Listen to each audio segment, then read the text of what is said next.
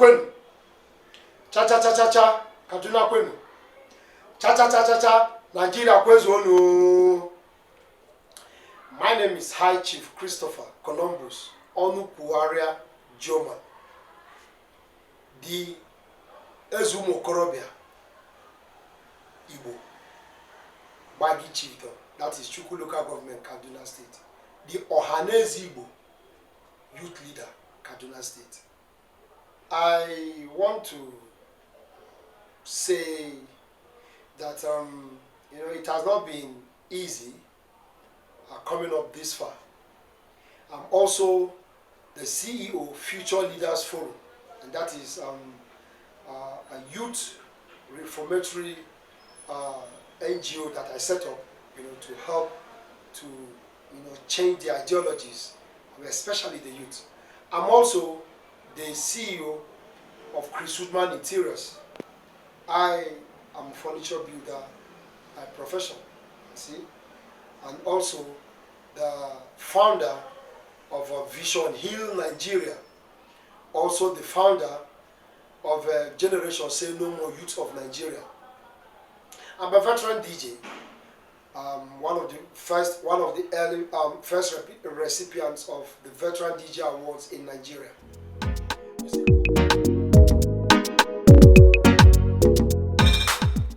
You see, culture is a way of life, and when we lose the essence of culture, we actually lose the essence of life.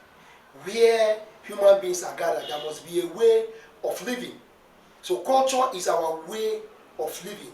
You see, there is no part of the world that you will travel to that you will not find one culture.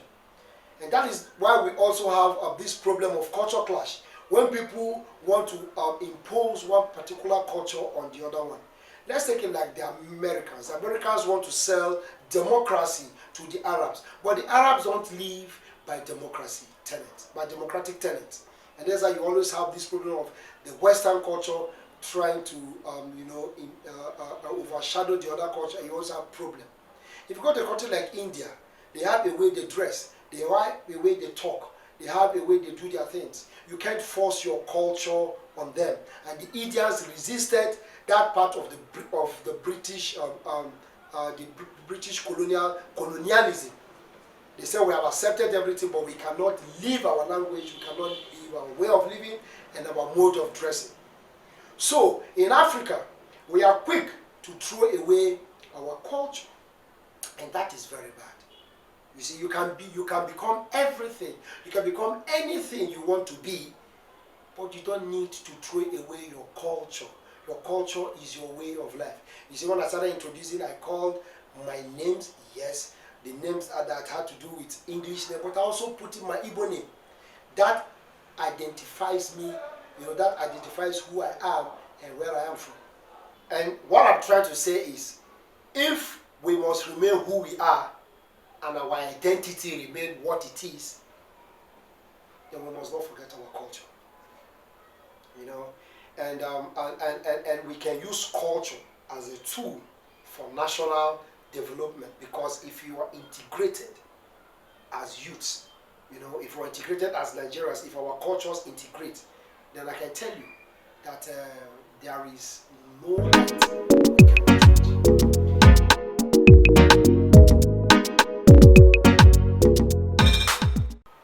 My advice to those of you watching me is, don't forget who you are. You could be in any part of the world.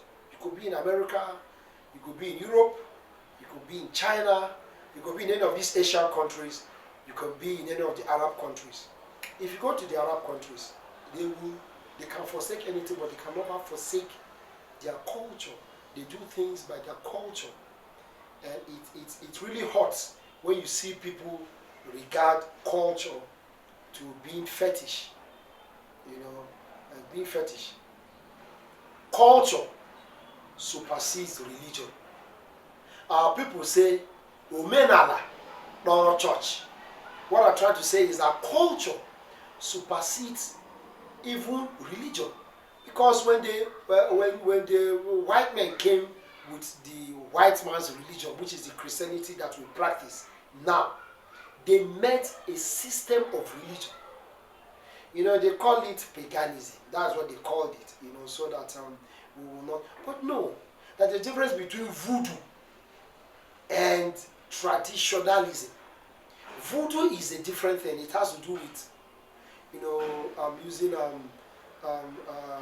fetish powers, using power, something that has to do with magic. But tradition is tradition. Like you want to go and get married, and they will tell you, to get married, you have to bring this, it represents this represents that, and this is tradition, culture. Even our Lord Jesus Christ, he did things according to the tradition of the Jews. You see? It is according to the tradition of the Jews. So let's not forget our culture. Let's not forget who we are. The moment we forget who we are, traditionally, I tell you, we lose it.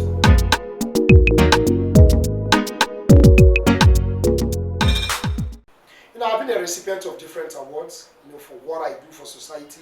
Like I said, this is my CAC registration certificate, FULEFO, Future Leaders Forum. And we are to carry out the business of leadership and entertainment training. We an entrepreneurship training. We are supposed to train the future leaders of tomorrow. I'm also be given an award as the only one of Govapos, for the work that I do. This is when I was given the best supportive daddy of the year, because I always support talent. And in entertainment, like I said, I was one of the recipients of the first recipient of the Veteran DJs Award. This is the Veteran DJs Award, and this is the sash, for as a veteran DJ.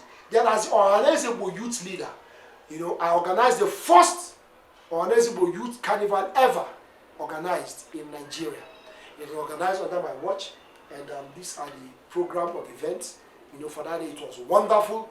We had over 50 cultural groups in attendance, where we try to use culture as a tool of national development, of integration. And on that day, the executive governor of Kaduna State, Madam Nasru El-Rufai, was given an award, and some other prominent people in Kaduna and Nigeria. So what am I trying to say? I live my life as an example. I pray to have support from all over the world, because I tell you, if we can have folks who will support our good works, in trying to use culture, you can never fight all these agitations as it is in the country, that you can never fight it by the use of force. It's not possible. When people are fixated on an ideology, you can never use guns. I mean, we'll talk about the Tamil Tiger rebels in Sri Lanka. They fought for over 40-something years. Till today, you have people who want to, the Brexit, you have people that exited a particular because of an ideology. You have in Spain, you have up to that the Catalonians and trying to break out of. So an ideology can never be fought by the barrels of the gun. But you can, if you use the instrument of culture, if you use the instrument of dialogue, I tell you, you will, even if you were to separate, you will separate peacefully and grow, in harmony.